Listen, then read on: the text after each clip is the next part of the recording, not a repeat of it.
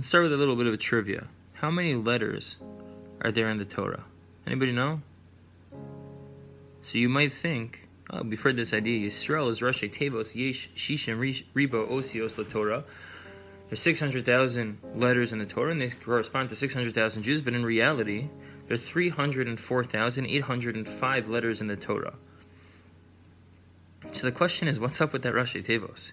Yesh Shishim Ribo Osios LaTorah? It's not true. There aren't 600,000 letters in the Torah. What's pshat?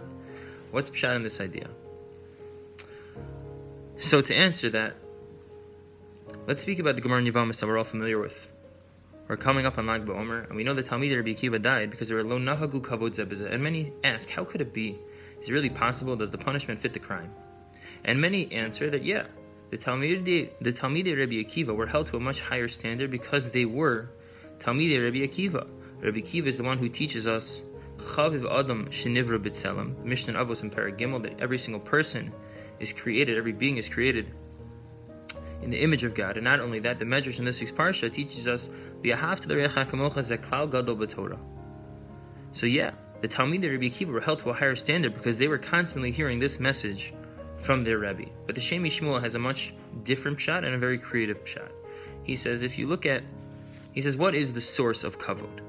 Why am I mechabed anybody? Well, I see someone's milos. I recognize someone is greater than me in a particular area. I see how someone is fantastic or exceptional at something, and because of that, I honor him.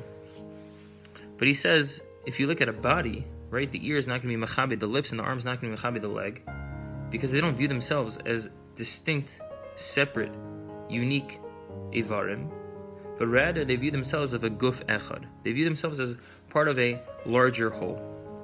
Says the Shemi Shmuel, this was the flaw of Talmidei Rabbi Akiva. They had such achdus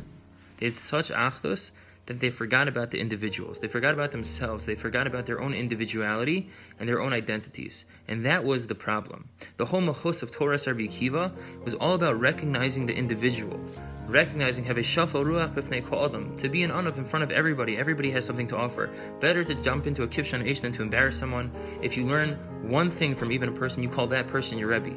And many other marmakomos that convey the same message, the significance, the importance of every single individual. The Tiferes Shlomo explains, what does it mean, Yesh Shishim Ribo Osios LaTorah? They're not 600,000 letters in the Torah, they're just over 300. So what's pshat in this idea?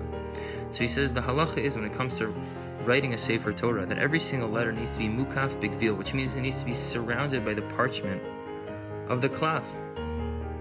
What's the idea? What's the meaning behind that? So he says every single letter has to retain its own individuality. It can't be encroaching into the, so to speak, Dalet Amos of another letter. No Jew should be encroaching into another person's Dalet Amos. That person's Dalet Amos, that person's identity shouldn't be blending with another person. We all have to retain our own individuality. Says the Shemi Shmuel that this is the lesson of Simcha Stromer, this is the lesson of Talmidei Rabbi Akiva. This is what we have to internalize.